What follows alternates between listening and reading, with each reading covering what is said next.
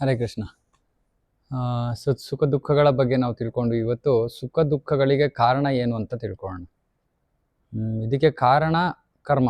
ಇವತ್ತು ಆ ವಿಷಯವನ್ನು ನಾವು ತಿಳ್ಕೊಳ್ಳೋಣ. ಭಗವದ್ಗೀತೆಯಲ್ಲಿ ಕೃಷ್ಣ ಕರ್ಮ ಮತ್ತು ಕರ್ಮ ಫಲದ ಬಗ್ಗೆ ಸಾಕಷ್ಟು ಜ್ಞಾನವನ್ನು ಕೊಡ್ತಾನೆ. ಶ್ಲೋಕ 3ನೇ ಅಧ್ಯಾಯದಲ್ಲಿ 5ನೇ ಶ್ಲೋಕದಲ್ಲಿ ಹೀಗೆ ಹೇಳ್ತಾನೆ ಕೃಷ್ಣ: ನಹಿ ಕಶ್ಚಿತ್ ಕ್ಷಣಮಪಿ ಜಾತು ತಿಷ್ಠತ ಕರ್ಮಕೃತ್ ಕಾರ್ಯತೆ ಹ್ಯವಶ ಕರ್ಮ ಸರ್ವ ಪ್ರಕೃತಿ ಜೈರ್ಗುಣೈಹಿ. ನಹಿ ಕಶ್ಚಿತ್ ಕ್ಷಣಮಪಿ ಜಾತು ತಿಷ್ಠತೆ ಅಕರ್ಮಕೃತ್. ಒಬ್ಬ ವ್ಯಕ್ತಿ ಏನು ಕೆಲಸ ಮಾಡದೆ ಒಂದು ಕ್ಷಣ ಕೂಡ ಸುಮ್ಮನೆ ಕೂತ್ಕೊಳ್ಳೋಕೆ ಸಾಧ್ಯ ಇಲ್ಲ. ಕಾರ್ಯತೆ ಹ್ಯವಶ ಕರ್ಮ, ಅವನು ಕೆಲಸವನ್ನು ಮಾಡಲೇಬೇಕು, ಕರ್ಮವನ್ನು ಮಾಡಲೇಬೇಕು, ಅಸಹಾಯಕನಾಗಿ ಅವನು ಕೆಲಸವನ್ನು ಮಾಡಲೇಬೇಕು. ಇದೆಲ್ಲವೂ ಕೂಡ ಭೌತಿಕ ಪ್ರಕೃತಿ ನಡೆಸ್ತಾ ಇದೆ ಅಂತ ಕೃಷ್ಣ ಹೇಳ್ತಾ ಇದ್ದಾನೆ. ಅಂದರೆ ಎಲ್ಲರೂ ಯಾವಾಗಲೂ ಏನಾದರೂ ಕರ್ಮವನ್ನು ಮಾಡ್ತಾನೇ ಇರಬೇಕು. ಈ ಭೌತಿಕ ಜಗತ್ತನ್ನು ಅದಕ್ಕೆ ಈ ಭೂಮಿಯನ್ನು ಇದಕ್ಕೆ ಕರ್ಮಭೂಮಿ ಅಂತ ಕರೀತಾರೆ. ಅಂದರೆ ಇಲ್ಲಿ ನಾವು ಕರ್ಮವನ್ನು ಮಾಡ್ತೀವಿ. ಮತ್ತು ಇದು ಬಹಳ ಮುಖ್ಯವಾದ ವಿಷಯ, ದಯವಿಟ್ಟು ಇದನ್ನು ಚೆನ್ನಾಗಿ ಅರ್ಥ ಮಾಡ್ಕೊಳ್ಳಿ. ಪ್ರತಿಯೊಂದು ಕರ್ಮಕ್ಕೂ ಕೂಡ ಒಂದು ಫಲ ಇದೆ. ಸೊ ವ್ಯಕ್ತಿ ತಾನು ಮಾಡುವ ಕರ್ಮದ ಪ್ರಕಾರವಾಗಿ ಸುಖ ಅಥವಾ ದುಃಖವನ್ನು ಪಡ್ಕೋತಾನೆ. ಸೊ ನಾವು ಮಾಡೋ ಕರ್ಮದ ಮೇಲೆ ಆಧಾರಿತವಾಗಿರುವಂಥದ್ದು. ಸಾಮಾನ್ಯವಾಗಿ ಈ ಜನ್ಮದಲ್ಲಿ ಮಾಡುವಂಥ ಕರ್ಮ ಮುಂದಿನ ಜನ್ಮದಲ್ಲಿ ಫಲವನ್ನು ಕೊಡುತ್ತೆ. ಮುಂದಿನ ಜನ್ಮಗಳಲ್ಲಿ ಈ ಜನ್ಮದಲ್ಲಿ ನಾವು ಕರ್ಮವನ್ನು ಮಾಡಿ ಫಲವನ್ನು ಪಡೆಯೋದು ಸಾಧ್ಯತೆಗಳು ಬಹಳ ಕಡಿಮೆ. 3 ಬಗೆಯ ಕರ್ಮಗಳಿವೆ: ಕರ್ಮ, ವಿಕರ್ಮ, ಅಕರ್ಮ. ಕರ್ಮ ಅಂದ್ರೇನು? ವೇದಗಳು ನಮಗೆ ಯಾವ ಕಾರ್ಯಗಳನ್ನು ಅನುಮತಿಸಿದೆಯೋ, ಮಾಡ್ಬೋದು ಅಂತ ಹೇಳಿದೆಯೋ ಅದು ಕರ್ಮ. ಕರ್ಮದ ಫಲ ಸುಖ. ಮಾಡಬಾರ್ದಂಥ ಕೆಲಸಗಳನ್ನು ವಿಕರ್ಮ ಅಂತ ಕರೀತಾರೆ. ವಿಕರ್ಮದ ಫಲ ದುಃಖ. ಅಕರ್ಮ ಅಂದರೆ ಭೌತಿಕ ಸುಖವೂ ಇಲ್ಲ, ದುಃಖವೂ ಇಲ್ಲ. ಇದ್ರ ಬಗ್ಗೆ ಇವಾಗ ನಾವು ಚರ್ಚೆ ಮಾಡೋದು ಬೇಡ. ಈಗ ಈ ಫಲಗಳು ಫಲವತ್ತಾದಾಗ ಅದಕ್ಕೆ ಅದನ್ನು ಫಲ ಅಂತ ಕರೀತಾರೆ. ಅದು ಫಲವತ್ತಾದಾಗ ವ್ಯಕ್ತಿ ಅದನ್ನು ಸುಖ ಅಥವಾ ದುಃಖವಾಗಿ ಅನುಭವಿಸ್ತಾನೆ. ಕೆಲವರು ವಾದಿಸ್ಬೋದು, ನಾನು ಈ ಕರ್ಮವನ್ನು ಮಾಡೇ ಇಲ್ಲ, ಮತ್ತೆ ನಾನು ಅದರ ಫಲವನ್ನು ಯಾಕೆ ಅನುಭವಿಸ್ತಾ ಇದ್ದೀನಿ, ಯಾಕಂದರೆ ನಾನು ಈ ಜನ್ಮದಲ್ಲಿ ಆ ಕರ್ಮವನ್ನು ಮಾಡಿಲ್ಲ ಅಂತ ಅವ್ರು ಹೇಳ್ತಾ ಇರೋದು ಅರ್ಥ. ಇದಕ್ಕೆ ಉತ್ತರ ಏನು? ನಾವು ಆ ಕರ್ಮವನ್ನು ಈ ಜನ್ಮದಲ್ಲಿ ಮಾಡಿಲ್ಲ, ಆದರೆ ನಾವೇ ಅದನ್ನು ಇನ್ನೊಂದು ದೇಹದಲ್ಲಿ ಇದ್ಕೊಂಡು ಪೂರ್ವ ಜನ್ಮಗಳಲ್ಲಿ ಮಾಡಿರ್ತೀವಿ.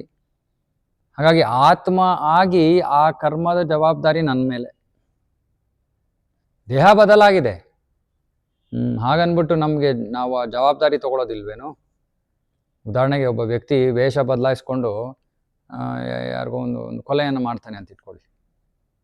ಆ ವೇಷವನ್ನು ಧರಿಸಿರೋ ವ್ಯಕ್ತಿ ಕೊಲೆಗಾರನೋ ಅಲ್ವೋ? ಖಂಡಿತ ಅವನು ಕೊಲೆಗಾರನೇ. ಅದೇ ರೀತಿಯಲ್ಲಿ ಪೂರ್ವ ಜನ್ಮದಲ್ಲಿ ನಾವು ಮಾಡಲಾಗಿರುವ ಕರ್ಮಕ್ಕೆ ನಾವು ಜವಾಬ್ದಾರಿಯನ್ನು ತಗೊಳ್ಳೇಬೇಕು. ಇದು ಭಗವಂತನ ಕರ್ಮದ ನಿಯಮ. ಯಾರೂ ಅದರಿಂದ ತಪ್ಪಿಸ್ಕೊಳ್ಳೋಕ್ಕಾಗೋದಿಲ್ಲ. 2020ರಲ್ಲಿ ಕೊರೋನಾ ಇಂದ ಎಷ್ಟೊಂದು ಜನರು ಕಷ್ಟಪಟ್ಟರು, ಹಲವಾರು ಮೃತರಾದರು. ಅವರಲ್ಲಿ ಬಹಳಷ್ಟು ಜನ ಹಣ ಸಂಪತ್ತಿರುವಂಥವ್ರು, ಬಹಳಷ್ಟು ಶಿಕ್ಷಣ ಹೊಂದಿರುವಂಥವ್ರು ಇತ್ಯಾದಿ. ಆದರೆ ಮರಣವೂ ಇದು ಯಾವುದನ್ನು ಪರಿಗಣಿಸೋದಿಲ್ಲ. ಅದೇ ರೀತಿ ನಮ್ಮ ಕರ್ಮ ಫಲ, ನಾವು ಹಿಂದಿನ ಜನ್ಮಗಳಲ್ಲಿ ಮಾಡಿರೋ ಕರ್ಮದ ಪ್ರಕಾರವಾಗಿ ನಾವು ಸುಖ ದುಃಖಗಳನ್ನು ಅನುಭವಿಸ್ತೀವಿ. ಸಾಮಾನ್ಯವಾಗಿ ಒಂದು ಜನ್ಮದಲ್ಲಿ ಮಾಡಲಾಗಿರೋ ಕರ್ಮ ಮುಂದಿನ ಜನ್ಮಗಳಲ್ಲಿ ಫಲ ಕೊಡುತ್ತೆ. ಪದ್ಮಪುರಾಣದ ಪ್ರಕಾರ ಕರ್ಮ ಫಲದಲ್ಲಿ 4 ಹಂತಗಳಿವೆ. ಇವಾಗ ಕರ್ಮ ಒಂದು ಫಲ, ಹಣ್ಣಾಗೋದಕ್ಕೆ ಅದು ಬೇರೆ ಬೇರೆ ಹಂತಗಳಿರುತ್ತಲ್ಲ, ಅದೇ ರೀತಿ ಈ ಕರ್ಮ ಫಲಕ್ಕೂ ಹಂತಗಳಿವೆ. ಕೂಟ, ಬೀಜ, ಪ್ರಾರಬ್ಧ, ಅಪ್ರಾರಬ್ಧ. ಪ್ರಾರಬ್ಧ ಅನ್ನೋ ಪದ ನೀವು ಕೇಳಿರ್ಬೋದು. ಇವನು ಪ್ರಾರಬ್ಧ ಕರ್ಮದಿಂದ ಕಷ್ಟಪಡ್ತಾ ಇದ್ದಾನೆ ಅಂತ ಹೇಳ್ತಾರೆ. ಅಂದರೆ ಪ್ರಾರಬ್ಧ ಅಂದರೆ ಈ ಜನ್ಮದಲ್ಲಿ ನಾವು ಅನುಭವಿಸ್ಬೇಕಾಗಿರುವಂಥ ಕರ್ಮಫಲ. ಒಂದು ಮಗುವಿನ ಜನ್ಮವಾದಾಗ ತಂದೆ ತಾಯಿಂದರು ಜ್ಯೋತಿಷಿ ಹತ್ರ ಹೋಗ್ತಾರೆ. ಹೋಗಿ ಅವರು ಜಾತಕವನ್ನು ಬರೆಸ್ತಾರೆ. ಜಾತಕದಲ್ಲಿ ಏನು ಹೇಳ್ತಾ ಇದೆ, ಈ ಜನ್ಮದಲ್ಲಿ ಈ ಮಗು ಯಾವಾಗ ಎಂತಹ ಸುಖ ದುಃಖಗಳನ್ನು ಅನುಭವಿಸುತ್ತೆ ಅನ್ನೋದು ಜಾತಕದಲ್ಲಿ ಬರ್ತಿರುತ್ತೆ. ಅದೇಗೆ ಅವ್ರು ಹೇಗೆ ಗೊತ್ತಾಗುತ್ತೆ? ಮಗುವಿನ ಭವಿಷ್ಯವನ್ನು ಹೇಗೆ ಹೇಳಕ್ಕೆ ಸಾಧ್ಯ? ನಾವು ಯಾವ ಮನೆಯಲ್ಲಿ, ಯಾವ ಸ್ಥಳದಲ್ಲಿ, ಯಾವ ಸಮಯದಲ್ಲಿ ಜನ್ಮ ತಗೊಂಡಿದ್ದೀವಿ ಎಂಬುದು ಅದು ನಮ್ಮ ಪ್ರಾರಬ್ಧ ಕರ್ಮದ ಮೇಲೆ ಆಧಾರಿತವಾಗಿರುತ್ತೆ. ಸೊ ಹಾಗಾಗಿ ಜನ್ಮದ ಸಮಯದ ಪ್ರಕಾರ, ಸ್ಥಳದ ಪ್ರಕಾರ ಈ ಜೀವನದಲ್ಲಿ ನಾವು ಅನುಭವಿಸೋ ಸುಖ ದುಃಖಗಳು ಪೂರ್ವ ನಿರ್ಧಾರಿತವಾಗಿರುತ್ತೆ. ಪೂರ್ವ ನಿರ್ಧಾರಿತ, ಇವೆಲ್ಲವೂ ನಮ್ಮ ಪೂರ್ವ ಕರ್ಮದ ಫಲದ ಪ್ರಕಾರವಾಗಿರುತ್ತೆ. ಇದಕ್ಕೆ ಪ್ರಾರಬ್ಧ ಕರ್ಮ ಅಂತಾರೆ. ಅಪ್ರಾರಬ್ಧ ಅಂದರೆ ಮುಂದಿನ ಜನ್ಮಗಳಲ್ಲಿ ಅನುಭವಿಸುವಂಥದ್ದು. ನಮ್ಮ ಬಳಿ ಸಾಕಷ್ಟು ಕರ್ಮಫಲದ ಸಂಗ್ರಹವಿದೆ.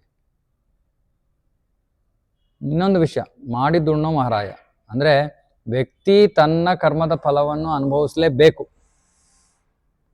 ಪುಣ್ಯದ ಕಾರ್ಯದಿಂದ ಪಾಪದ ಫಲವನ್ನು ನಾವು ಅಳಿಸೋಕೆ ಸಾಧ್ಯ ಇಲ್ಲ. ನಾನೇನೋ ತಪ್ಪು ಮಾಡಿಬಿಟ್ಟಿದ್ದೀನಿ, ಸರಿ ನಾನು ಪುಣ್ಯ ಮಾಡಿಬಿಟ್ಟು ಅದನ್ನು ಸರಿಪಡಿಸ್ಬಿಡ್ತೀನಿ, ಇಲ್ಲ. ವ್ಯಕ್ತಿ ಪುಣ್ಯದ ಫಲವನ್ನು ಅನುಭವಿಸ್ಬೇಕು, ಪಾಪದ ಫಲವನ್ನು ಅನುಭವಿಸ್ಬೇಕು, ಬೇರೆ ಬೇರೆಯಾಗಿ. ಪುಣ್ಯದ ಕರ್ಮದಿಂದ ಏನು ಸಿಗುತ್ತೆ? ಸುಖ. 4 ವಿಷಯಗಳಿದೆ. ಸುಖ ಅಂದರೆ ಜನ್ಮ, ಐಶ್ವರ್ಯ, ಸುತ, ಶ್ರೀ. ಜನ್ಮ ಅಂದರೆ ಒಳ್ಳೆಯ ಕುಟುಂಬದಲ್ಲಿ ಜನ್ಮ ಪಡೆಯೋದು, ಐಶ್ವರ್ಯ ಸಂಪತ್ತು, ಸುತ ಶಿಕ್ಷಣ, ಶ್ರೀ ಸೌಂದರ್ಯ.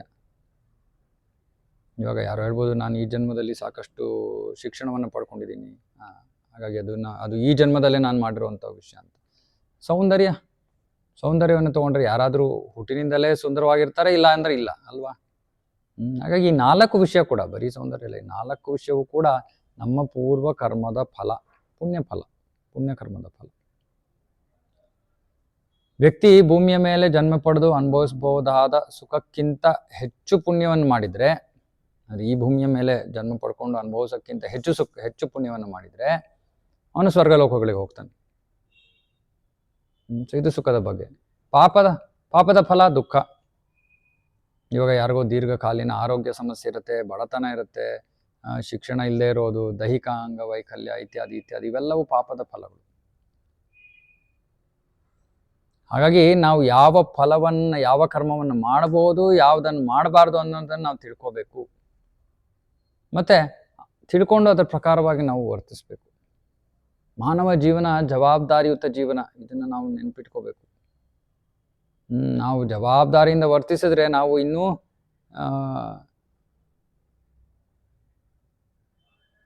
ಜವಾಬ್ದಾರಿಯಿಂದ ನಾವು ವರ್ತಿಸಿದ್ರೆ ನಾವು ಕೆಳಮಟ್ಟದ ಜೀವಿಗಳ ಸ್ಥಿತಿಗೆ ಇಳಿಯೋ ಅಥವಾ ಮುಂದಿನ ಜನ್ಮದಲ್ಲಿ ಮಾನವ ಜನ್ಮವನ್ನು ಪಡೆಯುವ ಅವಕಾಶವನ್ನು ಕಳೆದುಕೊಳ್ಳಬಹುದು.